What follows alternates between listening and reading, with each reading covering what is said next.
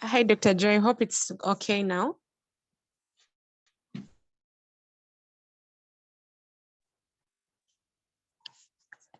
Hello.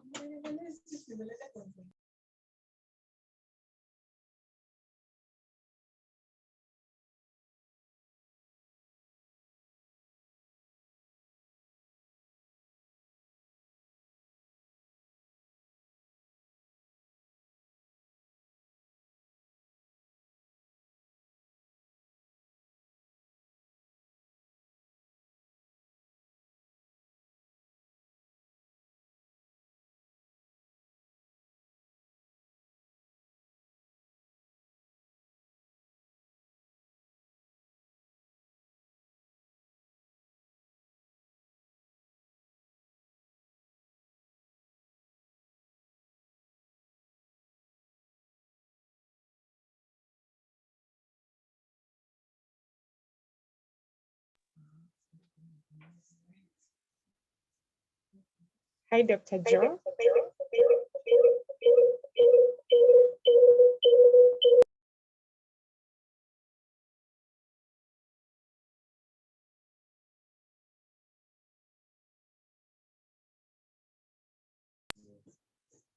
I hope it's clear. Oh yeah, you are in French interpretation. So let me just yeah, I couldn't see the signal, but awesome. I think we are audible enough. All right, so I just want to give 2 minutes to see if other people are joining. But in the meantime, for our participants who are already logged in, please feel free to turn on your interpretation options. So if you'd like to follow the session in French, please be sure to be logged in French. And if you'd like to follow in English, kindly turn on the English option of interpretation.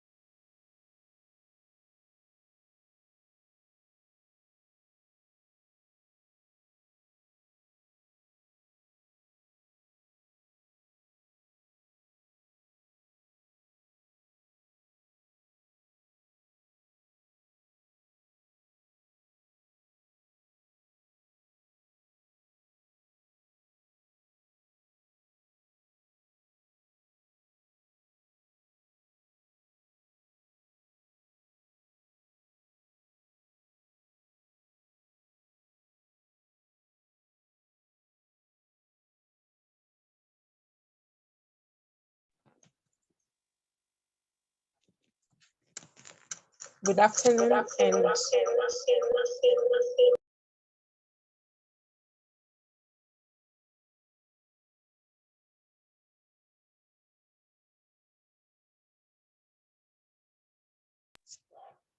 good afternoon, everyone, and welcome to the ARIN Friday review session. My name is Juliet Oloch. I am a research associate at the Africa Research and Impact Network, and it's such a privilege and an honor to have you join us today. Just before I introduce the speaker, see we have lots of new faces today, and I would like to quickly introduce the ARIN network to our participants. So ARIN is a network comprising over 200 researchers and policymakers who have been undertaking research across 36 countries in Africa. And ARIN was formed really at an inflection point. So this is recognizing that Africa is disproportionately faces numerous developmental challenges and from climate change to chronic poverty. But on the other hand, we are also very endowed with natural and human resources. And as the youngest continent in the world, we have the population advantage, and this underscores the immense untapped potential. So for this potential to be fully realized, there's need for cutting edge research and policy advice. So the ARIN platform brings together scholars across Africa who have been undertaking research in various fields, and this includes natural resources, climate change, agriculture, forestry, water, trade, gender, and cities. We do this to leverage their knowledge and experiences in helping research and donor organizations to understand and pursue impact pathways. So the team includes both top-level researchers and technocrats, as well as early career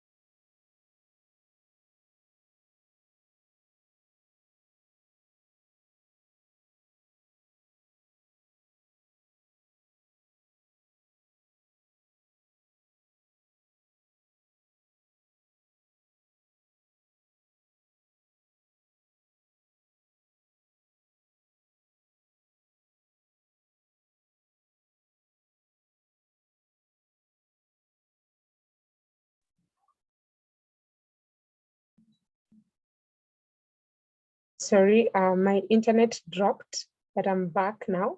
And I was just introducing the speaker of the day, Dr. Innocent Ngare.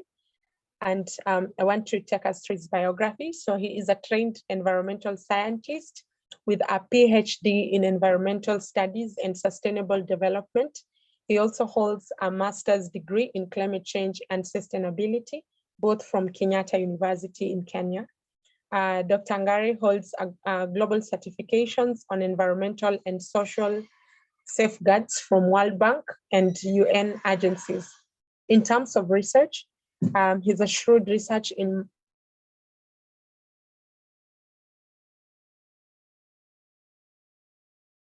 economy, environmental security, urban studies, and green economy. He's published extensively in international He's published extensively in mentioned thematic areas. And Dr. Ngare is an accredited international reviewer by Web of Science Academy. Some of his reviews are paged on Elsevier journals, academia journals, Canadian journals, and etc. In terms of his professional experience, he has amassed more than 10 years of work experience, both in academia and corporate at national and international scale.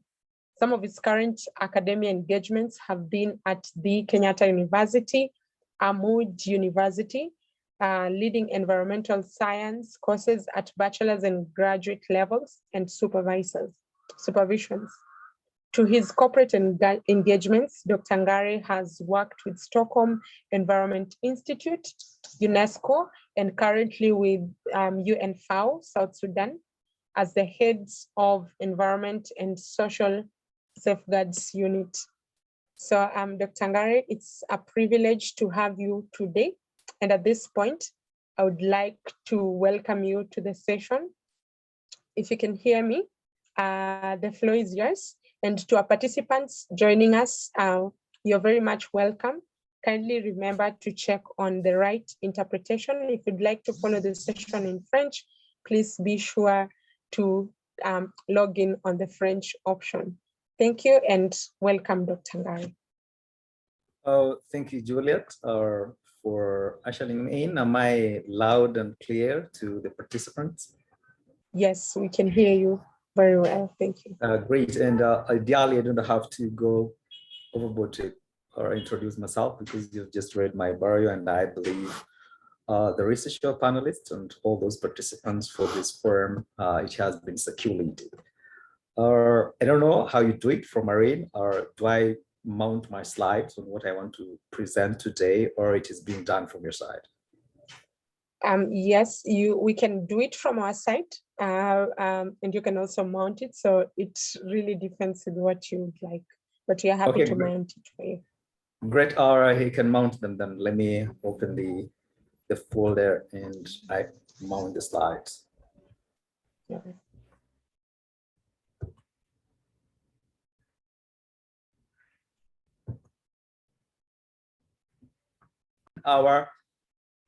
In our setup, you realize that most of our meteorological data that is being brought about to the communities brought about climate variability, rainfall, and temperature. But there is more to talk into that.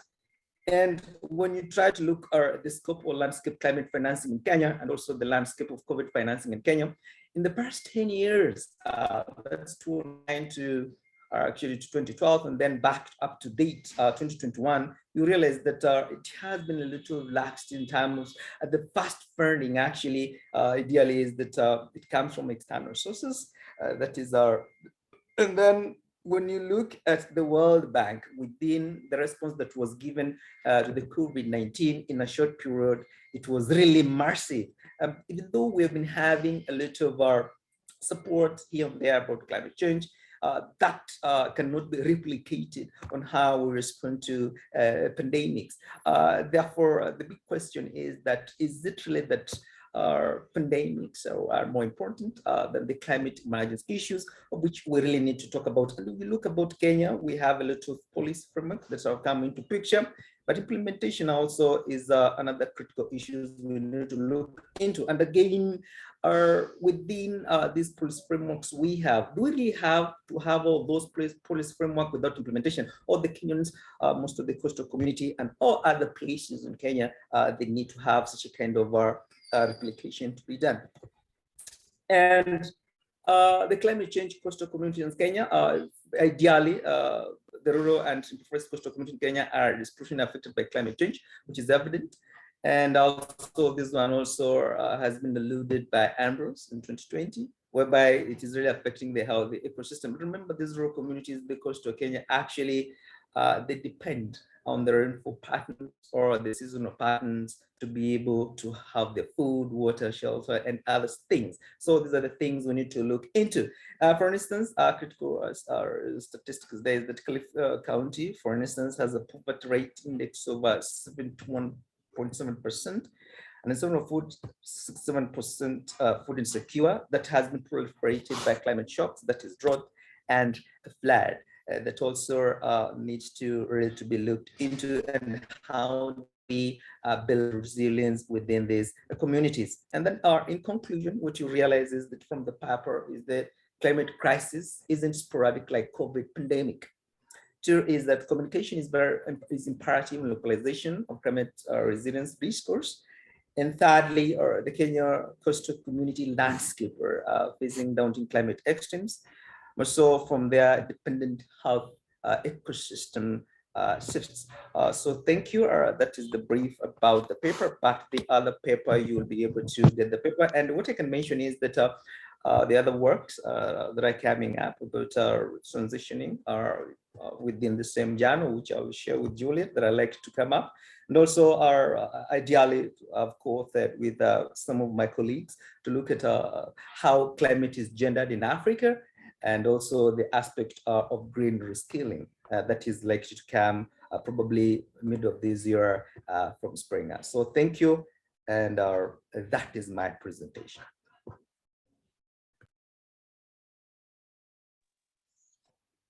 Thank you so much, Dr. Innocent Ngare, for a very profound presentation. I feel like we haven't done enough justice to it, and really hoped that we could have more time for you to take us through the paper, but I'll be able to share that with the participants.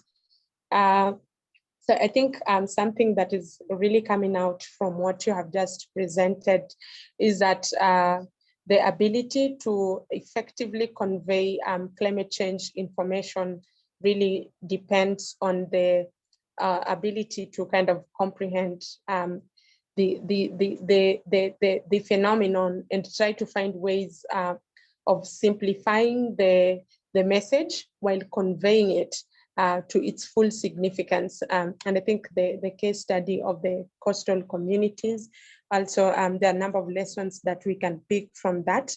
But I also really want to mention that also from your study, it's also very evident that it's really impossible to avoid a climate change communication discourse that is aimed at making it easier for the public to understand, but also it should not really conflict with raising the COVID-19 debate and how this impacted the communication in that sense. And also that, climate change communication in Kenya is really still, there's a lot of work that needs to be done. Even you pointing out how the media can leverage onto this.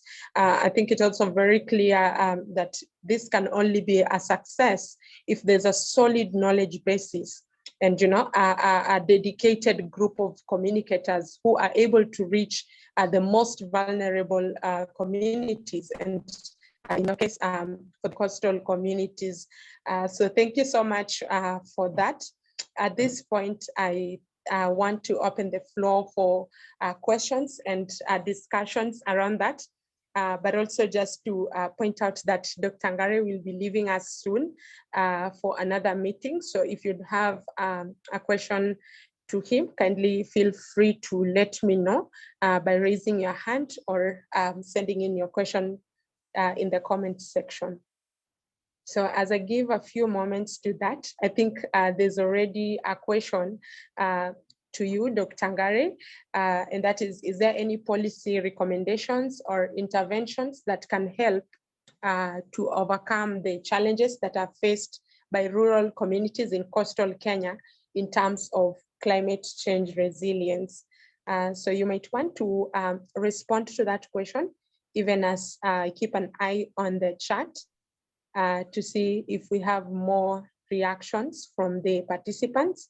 In the meantime, if you're joining us from the Francophone team, kindly turn on your interpretation. And I already see reactions from Leah Oko saying that that is a great presentation. So Dr. Ngare, please feel free to respond to the question raised as we Thank you, Juliet. Are you able to hear me? Yes, I can hear you perfectly.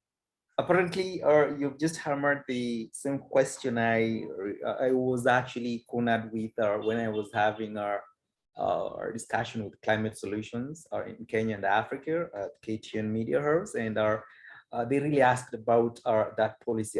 And what is happening is that at the moment, when you look at the reports, the IPCC reports that are becoming periodic, we have, for instance, the latest report whereby there is actually a chapter on indigenous communities. And these are some of the things we need to really look into. Ideally, within the climate setup, for instance, in Kenya, I haven't seen a policy yet that is looking how do we localize climate communication in Kenya or more so in Africa. And remember, climate is diverse, and we are looking at the communities. So what we tend to look into is that, for instance, the heartbeat is looking into the carbon markets. Also, the heartbeat is looking into, for instance, the aspect of climate financing, and yet we tend to have a disconnect of these communities. So, however, what I could say is that what has been there is no policy yet. What has been there is that we have been having a lot of discussions and pathways over the same.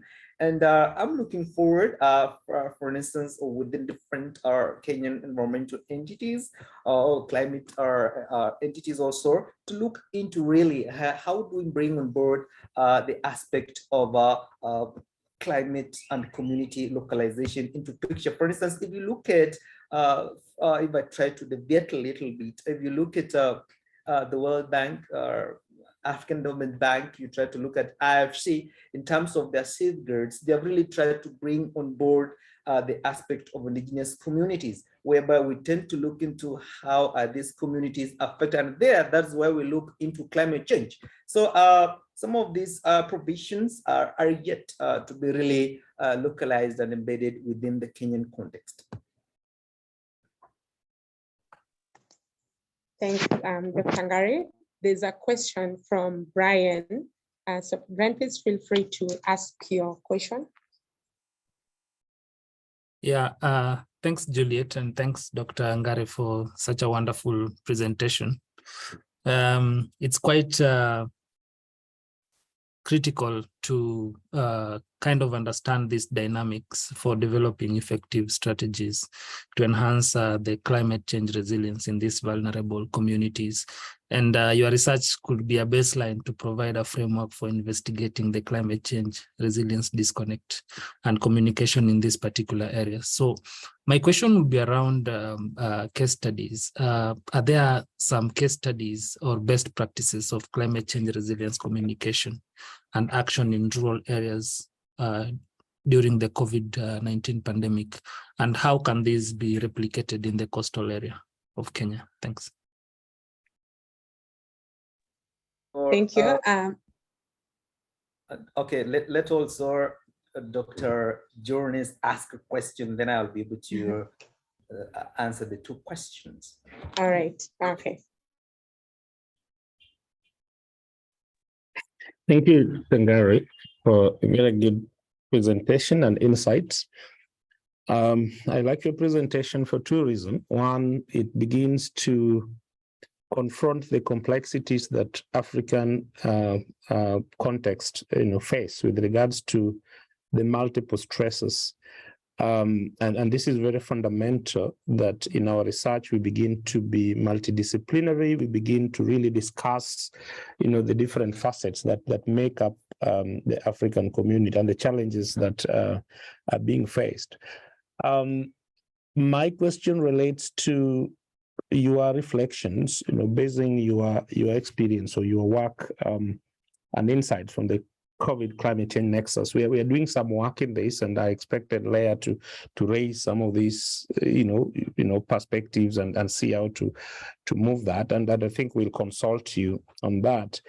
Building on that experience and reflection, what do you foresee as some of the enablers or some of the opportunities for the climate change and the broader health communities to be able to work together? I'm asking this in the context of some work we will be beginning shortly, together with the Wellcome Trust, to try and see ways in which these two arenas of disciplines could be brought together to form some multidisciplinary work across Africa. And I will come back to you on that as well. But just your reflection based on the COVID experience, and now you're trying to link it to climate change. How do you see what, some of the best practices, best ways in which these two disciplines and communities should work together?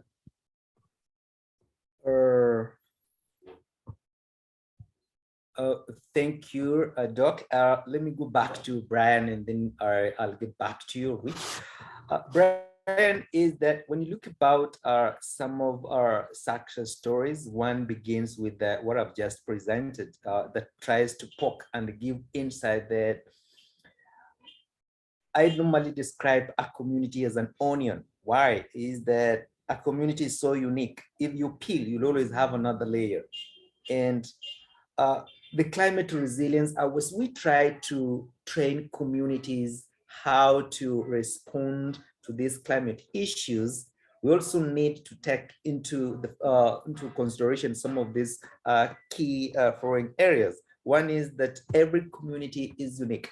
Like I was looking at the coastal communities, and what is unique there is that when we look within the coastal community area is that in Kenya, the coastal communities poverty index has been high and has been described that most of those communities are they live below $1, and that one also complicates their response or their ability to respond to climate change. But however, with the kind of success story, for instance, Kenya now has decentralized the kind of governance. From the county context, there are a lot of opportunities. And what I've realized within the devolution setup is that counties have the opportunities to really push the climate change issue and also help communities. But however, the entry point is what lacks within. For instance, if you look at the coastal areas communities, in the past 10 years, evolution has been there and opportunities within the county government has been there. Still, you cannot really single-handedly pick a climate resilience project that has been of a success within the area. But for instance, if I can give you a success story of a different case, for instance, in South Sudan, our context is whereby we have within FAO, we've got success stories whereby during the COVID issue, the communities were being given things like seedlings, the communities were being assisted, the communities were told about the COVID protocols. So even though COVID was there, still there was need to ensure that the communities are food secure, because food insecurity is a critical issue in Africa that has been proliferated by climate change. But when I look at the Kenyan context, I can't really pick out whereby during the COVID pandemic, whereby we heard our UN agencies or the NGOs to come on board so that they're able to look into all that. So for instance, for now, I can't really single out that success story, maybe the one I've just given you for our neighboring country. And when I go back to Daktari, you mentioned that what are some of the opportunities to, maybe you could go back, you could repeat the question, but I understood that what are some of the opportunities or what? Maybe you kindly please repeat the question. Yeah, my question is reflecting on your insights on COVID and climate change. Yes. And now trying to see it from a broader perspective. What are some of the opportunities you see as plausible with regards to bringing, let me ask it this way. Do you think health and climate change communities should work together? And number two, what are the opportunities you see for these two communities working together? Okay, great. First, what I can start with is that this work I've presented within the coastal community has attracted funding, and even though it attracted funding within a different setup in Makueni, whereby at the moment my co-authors will be engaged more into looking into smallholder farmers in response. And some of the things that have come into picture is that is Aqua Aggregation Initiative and Purdue University. Some of the professors who went through this paper were really interested, and they really wanted to know, because of the kind of technology they have for them, they really want to embed how can we use density and humidity to be able to rescue semi-arid communities in Kenya that have been really hit by the climate change. And ideally, the best fit was Makueni. And what is happening is that the land is fertile in that area, and the first component there was how will the community be helped, and we looked at some of the potential in terms of agriculture, and we realized that the problem they have there is water. And if we have a modernized water harvesting, whereby during the night we're able to harvest water with different technology that is going to be localized there in Makueni, they're able to get water and also boost their productivity. And another opportunity other than that I see is that if you look at our World Bank, African Development Bank or Asian Bank, is that the very, very critical nowadays, if you're developing a proposal development, you need to look into communities, and you don't just write a proposal, you have to show that what are some of the actions what you're working with that you've been trying to do, and you need funding. Where we get it wrong is that you just sit and you develop a very good project, but does it have a linkage? A linkage is that, is there something that is existing that is supposed to be elevated? Like if we look into the Kenyan coast, I know very well that we have communities there, and we have different NGOs are trying to look into different climate issues. But the entry point is that, yes, how are these communities engaged? Or we're just implementing the project. So there is the aspect of funding. Also, there is also the aspect of partnerships. And also there is the aspect of research. Actually, research informs the kind of policies we want to do, also informs the kind of funding we want to attract within that setup. And what I can conclude there is that if you look at any community in Kenya today, there's something we're getting it wrong. Is there a community whereby we're having a climate or environmental representative? That person doesn't have to have a degree, doesn't have to have a PhD, doesn't have to have a diploma, but the communities have been able to respond to this using their indigenous knowledge. And we tend to disconnect indigenous knowledge and then pump in the kind of information we think we know. However, if you want to have a good penetration to the community, first of all, look at the nitty-gritties, like which kind of indigenous knowledge that has been spearheaded in this community and is environmental or ecosystem tied, and what are some of the ramifications or branches we can pick that look into the aspect of climate resilience. So if we also be able to harness indigenous knowledge, is a great opportunity for us to respond to this kind of climate communication. If you are able to have that indigenous knowledge, try to communicate it within that context, I think it will be very brilliant.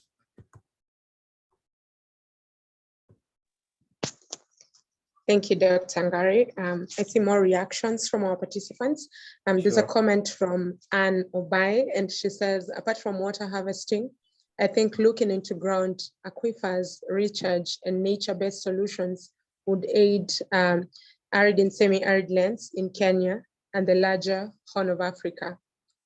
Thanks, Anne, for your comment. And there's a question from Lea Aoko.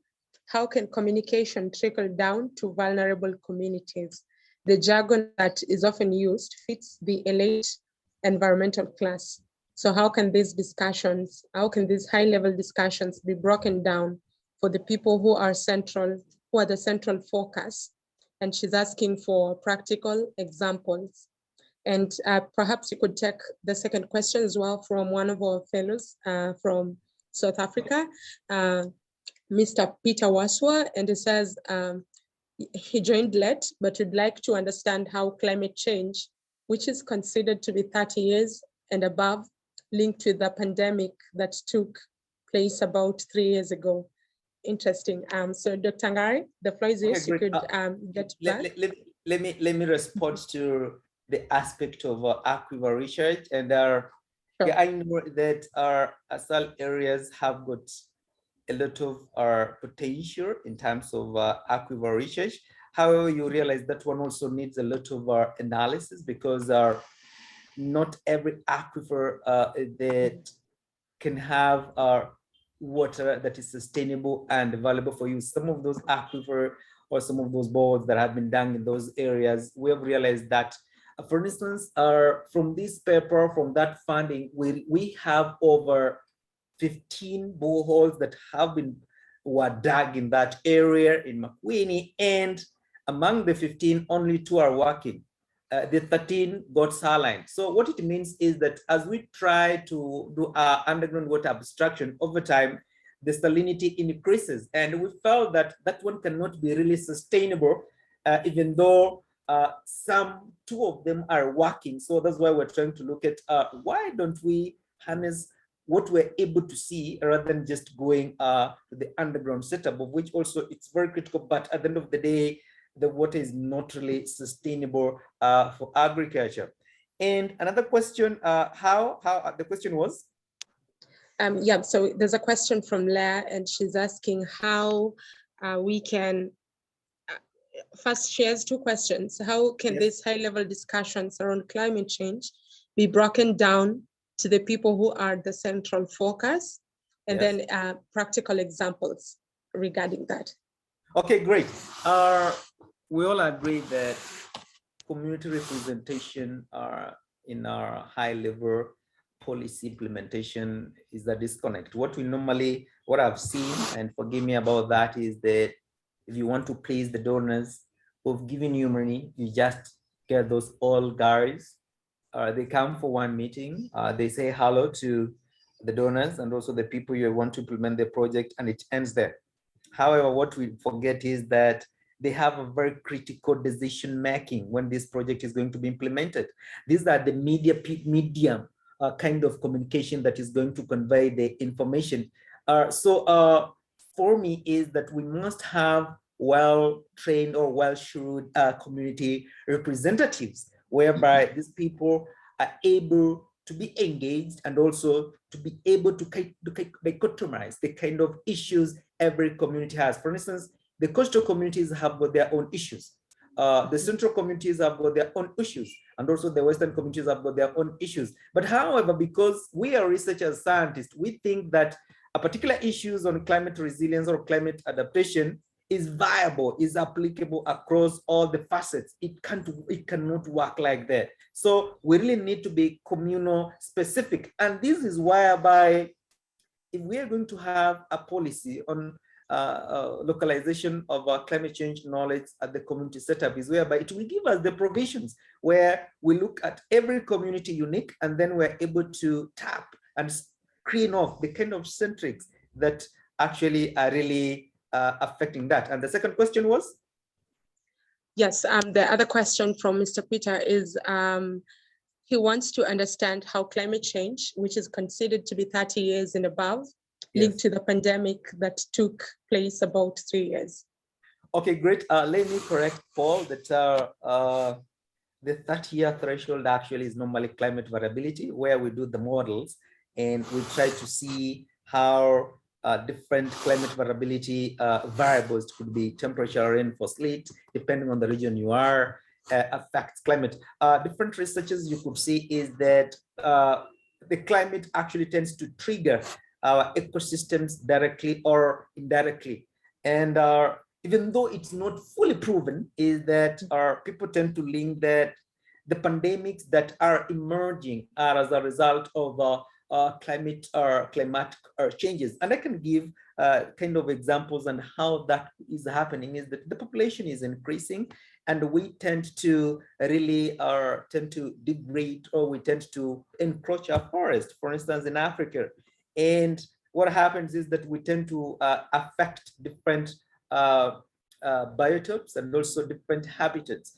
And we have different animal species that actually are medium for, or which that transmit these are kind of COVID or coronavirus kind of viruses. For instance, research is going and people trying to say that is it really that the more we tend to encroach the natural habitats where man is more now directly having interaction with wild animals, and through that interaction, actually, it tends to really auger in more into climate or into more pandemics. For instance, if I can give you an example, if more people tend to encroach maybe the Congo forest, what will happen is that animals that actually tend to carry those pandemic or zoonotic, actually zoonotics.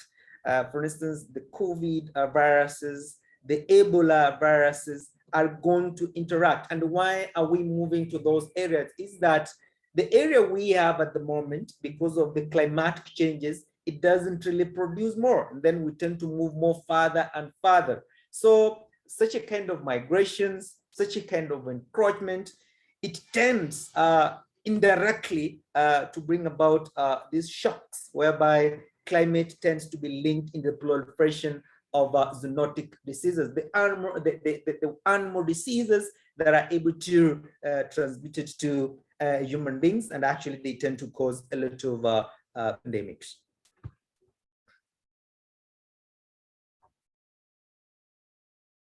I can see a question from Victoria.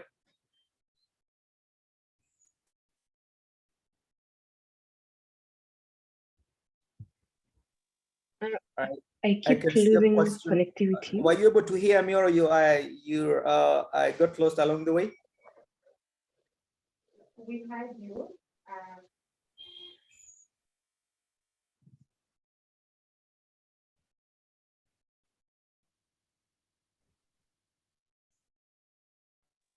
Hello, Dr. Ngare. We had. You heard me, right? Yes, our research.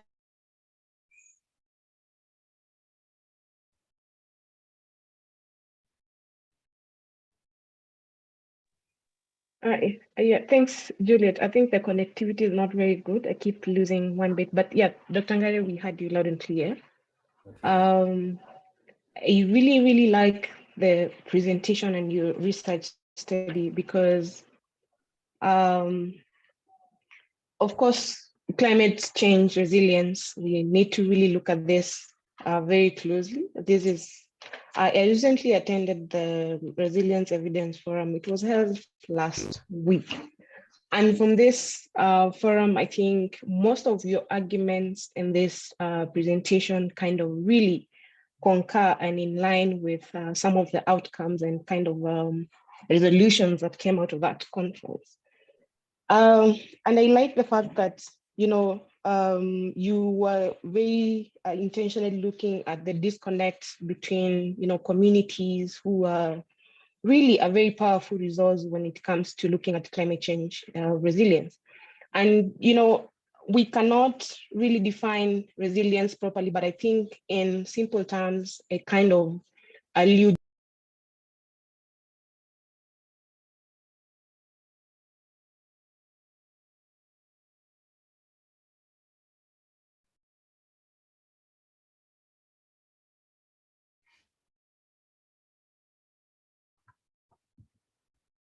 Or can you hear me, participants? Can you hear me? Can you hear me? Hello, can you? Yes, I can hear you from my end. Can you hear me? Yeah, there is a very good forwarded question and also kind of observation from Dr. Jones Atala. And wants to talk about our indigenous knowledge. Yeah, I would really like to respond that within the context of science, we tend to believe that indigenous knowledge cannot inform the kind of scientific research we want to do.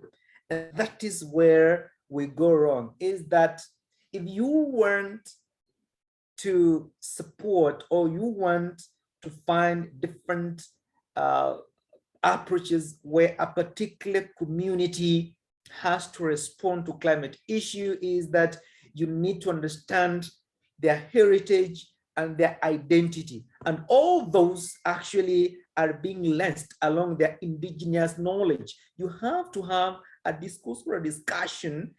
What do they know and how have they responded over time? For instance, climate change has existed, but before it has proliferated further, there was some indigenous issues or knowledge that these people have been using over time. What climate change has done is that previously the communities were able to predict or to observe from different environmental changes which kind of season they're transitioning to.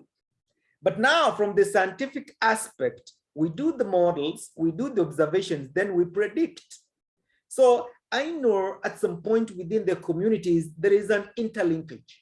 And from there, if you try to repackage the indigenous knowledge and the scientific knowledge without conflicting each other, it will be a better support or a better way to address climate issues within the community levels. For instance, if you want to train the community how to respond to climate change, you don't just punch in or pump in the scientific knowledge, they will not understand.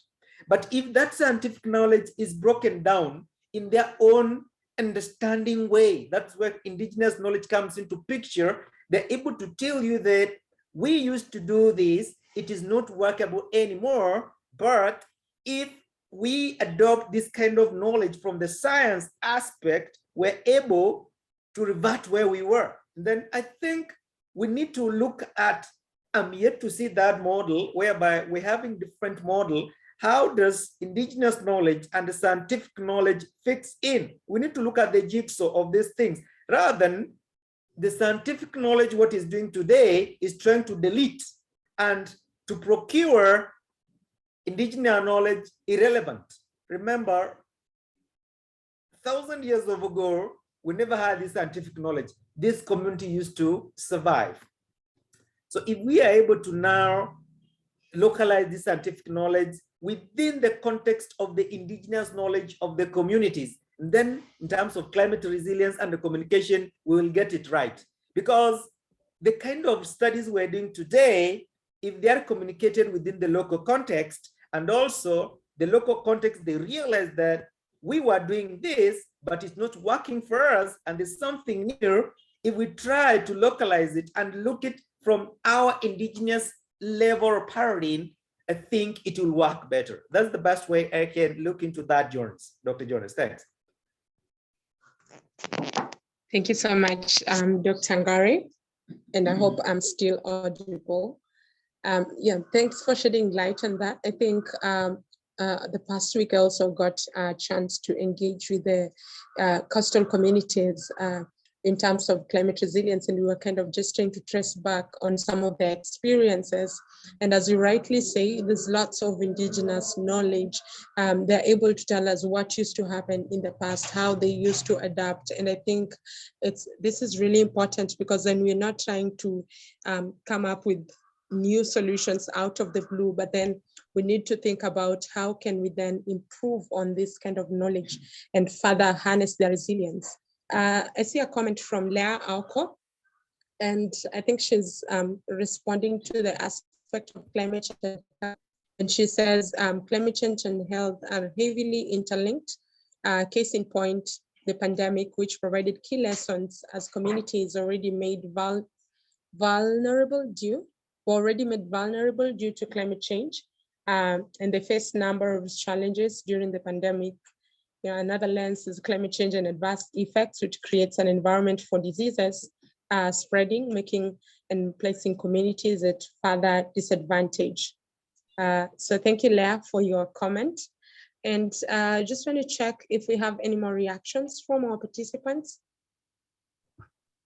I have If not, I have a question for the participants, and this one is going to vulcanize and also leave the discussion rolling, whereby we will be talking about this. The question is that how are our devolved entities trying to localize the climate communication and discussion to be able to build climate resilience in our local communities?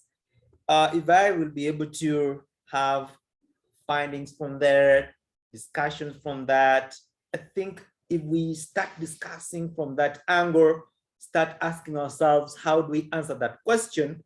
Then I think the aspect of building climate resilience, having communication, the aspect of funding, the aspect of having the community engagement or collaborations, and also having the policy nexus that augurs and also be able to embed all that, then it will be very critical for us. So Juliet, you can, I know you've captured that question, you'll be able to share it to all our participants. And if we are able to answer that question from whatever angle, from the policy aspect, community aspect, funding aspect, research aspect, individual research aspect, we will be able to get this right.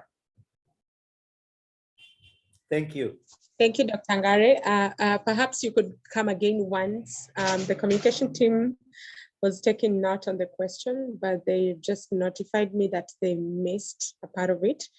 So kindly come again. The question is that how are our devolved system been able to localize climate change communication in communities to be able to build climate resilience?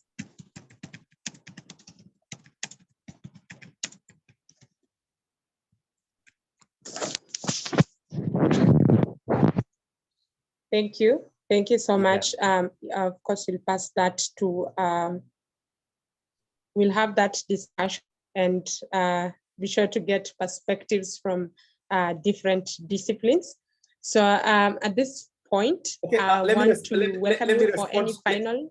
Let me respond to Leah Aoko. That is very interesting, and also it's a very discussion in this is how we are, Leah, we've been now trying to really look into the community. Previously, we were looking at the communities that local communities are the communities within the rural setups. But again, within the urban areas, we're having different, for instance, within the informal settlements where we're having different people of different communal identities coming together, now living as a community. So for instance, here in Nairobi is that actually communities doesn't have to only to be local community. The local means is that what really makes them unique on their own, but not within the rural setup. So for me, a community within the urban setup who tend to share different resources, who tend to think the same, and also have different models, they are a local community within the urban setup. So also for them, they are being affected differently by climate change issues. That one could be, for instance, in terms of resource allocation within those areas, in terms of the topographical features, in terms of the climate setup in that area, or in terms of the communication and research that is being done that area. I think if we look that way, along that way, that paradigm shift will try to balance the pendulum. Yeah. Victoria, you have a final question before I leave the panelists? Yes, sure.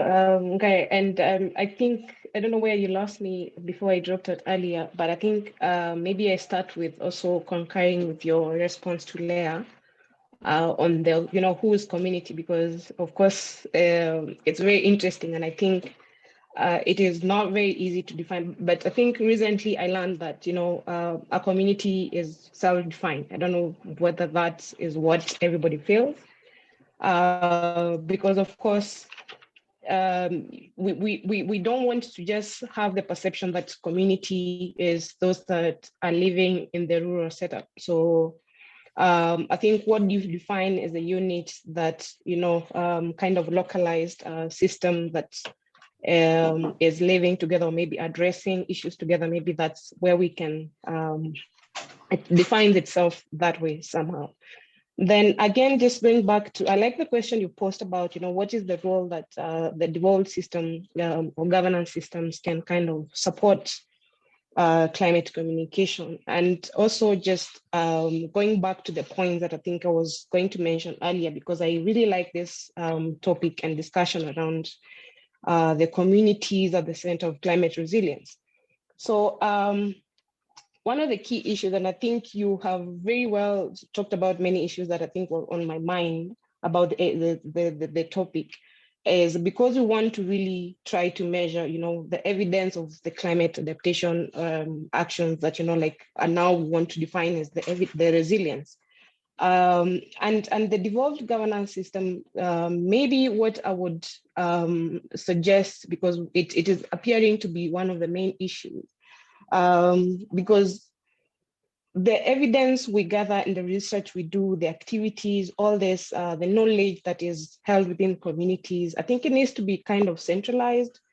There needs to be some kind of co-creation way of, trying to bring this together. And this is also pulling in the aspect of also the interconnection between the indigenous and modern knowledge, because all these issues are very critical. And the aspects that are really going to bring out properly what this resilience is, and some of these actions that we want to kind of define. And some of the issues that need to also be brought out, because climate communication is not very much spoken about, and I like it that it's coming in this study that you've done. There are some very many assumptions that need to be kind of analyzed closely, because we want to ensure that what we do and the actions that are taken to address climate change are kind of aligned with what we term as the solutions and the needs of addressing this issue. They need to be really reflecting of what the community understands as the problem. We might understand the problem differently from the community. So there needs to be some, middle ground on how do we understand is the problem and how do we understand what is the solution. So can you hear me? Okay, I can hear Victoria, and I'd like to respond to your comments. Are you done yet? Just to add something else is, I think also the acknowledging the diversity in different contexts, because also we want to ensure that also as we communicate the climate issues, we want to ensure that the terminologies we use do not lose the translation and the vocabulary of the problem, what the problem is in the context of that specific community. So I think let me leave it there. And yeah, I think I really, really appreciate your presentation, Gary. Great. Let me have the final answer to your work. Is that when you look at the Climate Act 2016, one of the clauses there is that we must have the climate issues devolved. And I don't know, told our county governments that when they come up with the Climate Act at the county levels, that they have solved the issues. Look at all the counties, that's what they have. But do the communities know what is there? They don't know. And I think we need to get it right. One is that when you have come up with a climate act or a climate action plan within a specific county, is it really the needs the community has? I've been able to, and I'll not mention, to be a participant in different forums where the different counties have been able to, they're developing their climate change, county climate something. There is a way they try to beautify the communication, to have that document go well in with the donors. The thing is this, you look at different clauses of the climate issues, maybe in an ASAL area county, then you go to a county that is not ASAL, what is written there is more or less the same, is copy pasting. We're not helping ourselves, we're not helping our communities. I don't know why as researchers, we fear that if we communicate that language, what you have just said, Victoria, in a very simple way, we will lose our meaning. We are not losing our meaning. Actually, we're elevating those communities. So having different county acts of climate action at county levels is not a problem, but how unique are those documents to those particular counties? Because you realize that some of the clauses, they have been copy pasted from the Climate Act 2016, just paraphrasing. You change from the national government, you put the county government. What have you done? You have not done anything. It's actually, you have edited. And these are some of the things, when I comment, I receive a lot of repulsive, and people are like, what do you want us to write there? Let us listen to the community and write what they want. That way we will solve their problems. So it's a challenge also to you colleagues. Look at those things. And have you seen even, how do you communicate with the community? Can we have a translator, someone who can even have that document written in that local language? If we have our Bibles written in our local languages, what about the Climate Act? Those people can read it and understand. Thank you for that. Thank you so much, Dr. Ngare. I think the discussion is really still going on in the chat. And there's also another question, but I also understand that you need to leave. So perhaps we'll invite you again to just delve deeper into this subject. But allow me to welcome our Executive Director just before you leave for his closing remarks. And okay. I will then read the comments from our participants later. Dr. Johannes Satella, you are welcome. Thank you, Juliet. Mine is to say thank you. I think I already made some perspectives in my questioning. Yeah, and I think, again, just to reiterate that we need to approach Africa science differently. And in that case, we need to begin reflecting on some of these intersectionalities around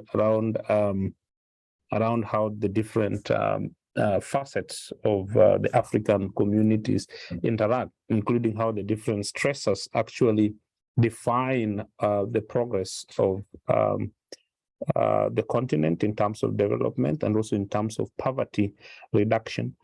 The next phase of science for Africa is not going to be about single disciplines of, taking one line of things and hoping that could provide some solutions. The next phase of science is a science that can confront the complexities that the continent faces. And I want to just encourage us to continue thinking within that direction so that we are able really to profile Africa's knowledge the way we see the African context really evolving and the experiences we see, so that the Africa's voice in terms of knowledge can be properly understood, because for sure there is no one size fit it all for the issues that we are discussing. And we must begin to ask the hard questions. We must begin to wade into the murky waters of the unknowns. We must begin to question the questions, to try and unpack some of these development narratives, that have actually kept Africa in the poverty line. That is not to say that we need to play victims, because that is what a lot of African sort of systems do, which I think should be changed. When you look at our presidents, when they are at the international levels, all they do is complain about what other people are doing. We are being given loans, the loans are not friendly, we are being all these manner of, in climate change talks, you'll always hear we are, the victims, we need the money, But how are we going to become a source of solution? The reason why Africa has never become a source of solution to some of these pressing issues is because we've put ourselves as victims, and we always expect solutions to come from elsewhere. And number two, we've not been able to understand our context properly and to appreciate that our context is complex. Issues on the ground are really very complex. And the more we begin and continue to unpack those particular complexities and the interactions and the way they define poverty and equality or inequalities and broader development agenda, I think that is the time that we will begin to speak our voice. That's the time we will begin to speak about the African context. And I think this kind of research that Gary has presented is one of those pieces which begins to really go into that space. And I would like to implore upon as many African scholars, especially the early career researchers, our professors who taught at in the university, they've done their part. They did lots of great things. We need to change the way we are doing research and the way we see the research issues and make research meaning. We cannot repeat the same thing for years, the same approaches of looking at knowledge and evidence for years. So thank you so much, and thank you for participating, and we look forward to continuing this debate. Thanks. Thank you so much, Dr. Jones, for the closing remarks. And Dr. Ngare, just before you leave, and to all our participants who are yet to be part of the researchers who are really trying to transform Africa through peer learning and South-South connections, I would like to invite you to join the ARIN Fellowship Program, where we delve deeper into matters research, but we also participate in peer learning and promoting of stronger South-South connections. So kindly reach out to me if you'd like to be part of the ARIN Fellowship Program, and we'll be happy to take you through the process. As our norm, we normally take virtual selfies right after our review sessions. So I'd like to welcome all our participants to kindly turn on our videos for our virtual selfie. And our media team is on standby to capture all the smiles. And as we do that, I would just like to once again thank you for participating in today's review session. Next week, we have another interesting topic lined up for you. Be sure to attend next week's review session, same time, same place. And to our translator, Dr. Joseph Joe, we appreciate your services, and to our Francophone team and Anglophone team of the ARIN Fellowship Program, thank you so much for always making time to be part of the review sessions. It is never in vain. Our continent needs this. And to our speaker, Dr. Ngare, asante sana. Thank you so much for sharing your work with us. We'll be happy to even have you more in the future, but also really welcome you to the ARIN Fellowship Program to be able to contribute to our research agenda. Great. So I'm just great. Maybe I'll share my book, Dear Literarin, when it's out, and I will try to dichotomize some of the issues that have been alluded there. Yes, absolutely. We'll be really glad. Thank you so much, and looking forward to that. So thank you. This was a wonderful platform, and I've really enjoyed, and I've really interacted to great minds, and I look forward for the discussion. And Juliet has got my email, which if you want to reach me out personally, you can also ask that from my otherwise. Signing out for another Zoom meeting. So let me wish you all panelists, and I look to meet you in the foreseeable future. Thank you so much, Dr. Ngare, and yeah, all the best. We were so privileged to have you today. Thank you. Thank you. All right, so just checking that we all have our cameras on for the virtual selfie. Yes, so I want to welcome our media team to take a selfie, and at the count of 3, I will call upon all of us to smile. It's healthy and it's good after such an interactive session. So I see Benjamin and Charles don't have their cameras on, but it's all good. So at the count of 3, we're going to smile. 1, 2, and 3.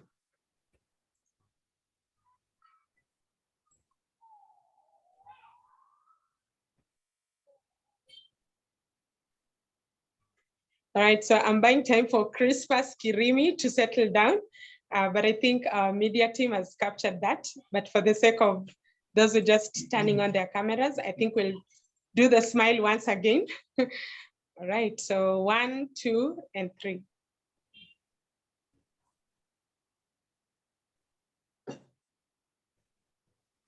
Right, and that's it. So on behalf of the Africa Research and Impact Network, our partners, fellows, and stakeholders, we want to say thank you so much for being part of today's review session. I have been your moderator, Juliet Olwoch, the ARIN Fellowship Coordinator, and I look forward to having you again next week. In the meantime, let's continue this discussion, and I'll be sure to share with you the food for thought question that has been posed to us by our speaker of the day. Enjoy the rest of your weekend and stay safe. Thank you. Thank you very much.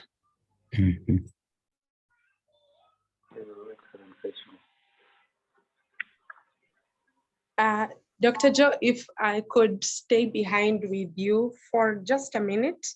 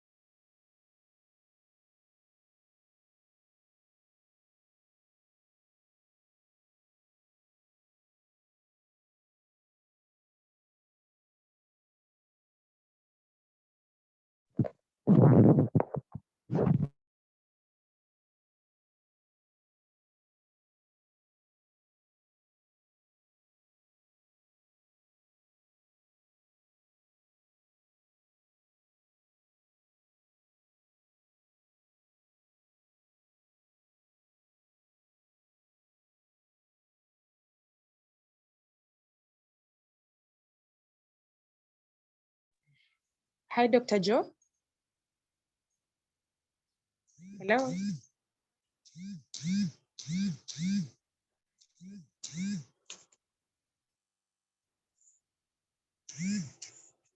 Hello, Dr. Joe, are you able to hear me?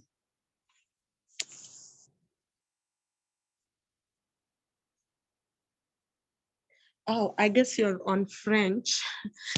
So maybe if you could turn back to English, then I can hear you